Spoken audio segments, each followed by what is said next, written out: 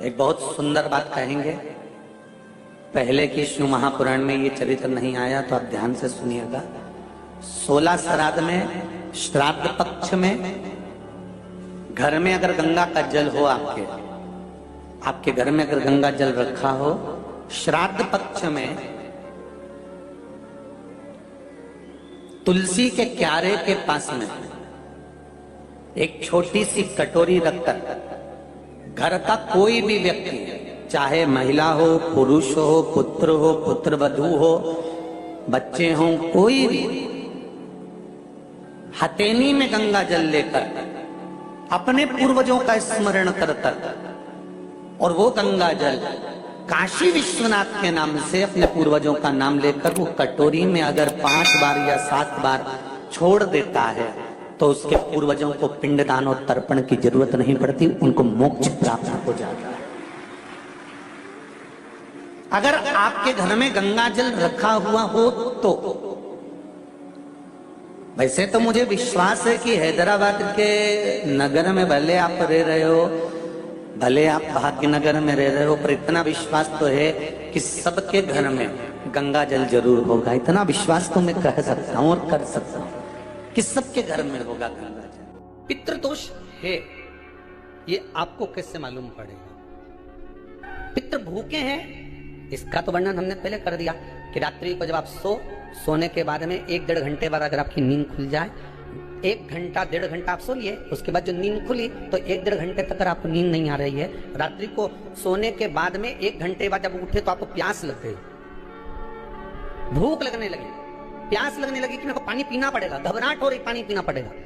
1-1.5 घंटे सोने के बाद अचानक नींद खुले और आपको प्यास लगे, समझ लेना आपके पितृ भूखे हैं और प्यासे हैं, उनको जल की जरूरत है। किसी भी नदी में, सरोवर में, कुंड में, बावड़ी में, तालाब में, आप तीर्थ में जाकर जब स्नान करते हैं तो स्नान करने के बाद एक काम का नियम बना लो कि अपने हाथ की अंजलि में जल लेकर अपने पूर्वजों को देना है। प्यासे रहते हैं। 3 वृक्ष पितरों के तुल्य हैं।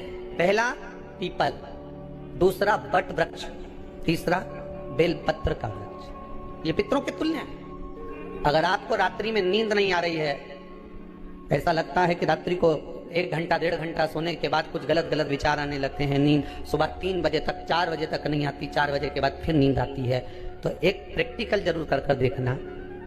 एक प्रैक्टिकल करने में क्या जाता है? प्रयास करने में क्या कुछ जाता है?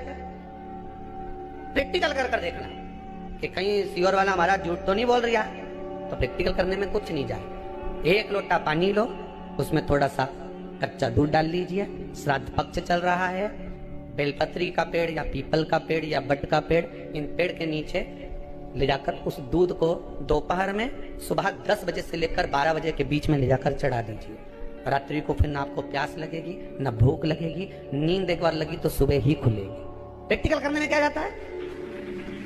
पानी डालने में तुम्हारा कुछ जाएगा? अरे बोलो तो सही, हाँ मैं 10 रुपया का दूध जरूर उसमें, और तुम इतनी चतुर हो, इतना सारा दूध थोड़ी डालोगे, इतना 2 चम्मच डालोगे, कहाँ तुम इतना डालने वाले हो? बहुत चतुर लोग हो संसार में। भले पूजन पाठ नहीं करे पर कहीं का एकदम मिलने आ जाए ना, क्या अम्मा जी है क्या पाठ कर रही है, फिर वो भी बैठ गई तुरंत, अभी तो सोई थी। प्रैक्टिकल करने में क्या जाता है? कुछ भी नहीं बिगड़ता, या तो बस जल डालोगे तो तुम्हारा ही कुछ अच्छा हो सकता है, बाबा की कृपा। 3 वृक्ष पितरों के तुल्य हैं। पहला जम के बोलिए पीपल, दूसरा बट वृक्ष, तीसरा बेलपत्री का वृक्ष। 3 पीपल के वृक्ष में 52,000 ब्राह्मण एक साथ निवास करते हैं, इसलिए पितृ तुल्य है। बट वृक्ष ब्रह्मा जी के मस्तक से बना, इसलिए पितृ तुल्य है। और बेलपत्री का वृक्ष माता पार्वती जी के अश्रु से बना। जब आंसू गिरे थे माता जगत जननी जगदम्बा पार्वती के, उस समय पर पितृलोक में हलचल उत्पन्न हो गई थी। हमारी नातिन की आंख में आंसू कैसे आ गए? मैनावती की पुत्री है, पितरों की नातिन, इसकी अश्रु कैसे गिर गए? पार्वती जी ने कहा ये आंसू नहीं, मेरा पुण्य भाग प्रकट करती हूँ बेलपत्री के रूप में। तो पितरों ने वर दिया था कि ये बेलपत्री का वृक्ष हमारा आशीर्वाद है, इसके नीचे अगर कोई दीप लगाता है, शिव को स्पर्श कर चढ़ाता है, उसके पितरों की शांति होगी, हम स्वयं उसको आशीर्वाद देने के लिए पधारेंगे। बेलपत्र का व्रत। तो रात्रि को अगर भूख लग रही है, प्यास लग रही है, तो पितृदोष। दूसरा पितृदोष का लक्षण बताया, घर में कोई शुभ कार्य ना हो, वंश की वृद्धि ना हो, 1 रुपए कमाओ, 1.25 रुपए खर्च हो रहे हैं, पैसा 10 जगह से कमाई आ रही है पर घर में टिक नहीं पा रही है, आया गया, पितृदोष।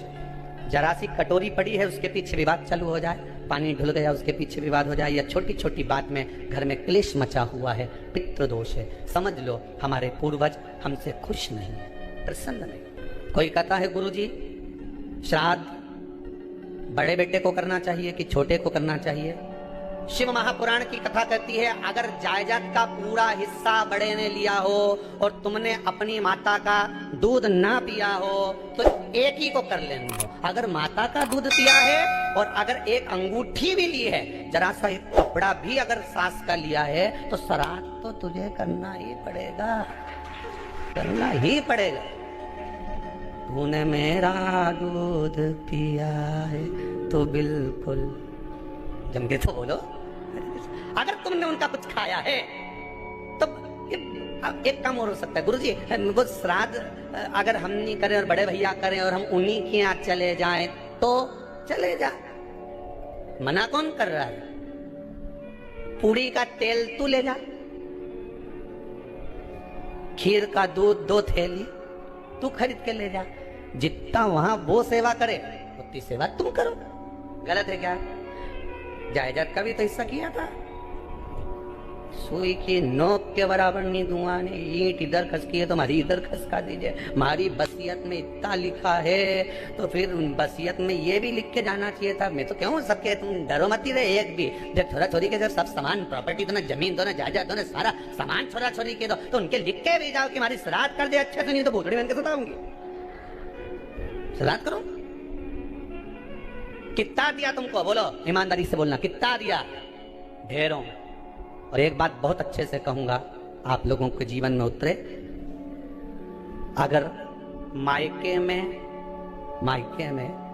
भाई, मायके में भाभी, मायके के लोग अगर आपके माँ बाप का श्राद्ध नहीं करते हैं तो बेटी भी अपने माता पिता का श्राद्ध कर सकती है।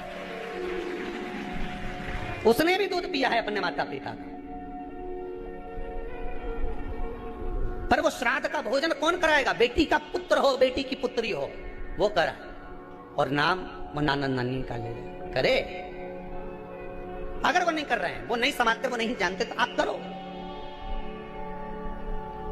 वीडियो को लाइक और शेयर करें और हमारे चैनल कोलार ई सेवा को सब्सक्राइब करना न भूलें। श्री शिवाय नमस्तुभ्यम। ओम नमः शिवाय।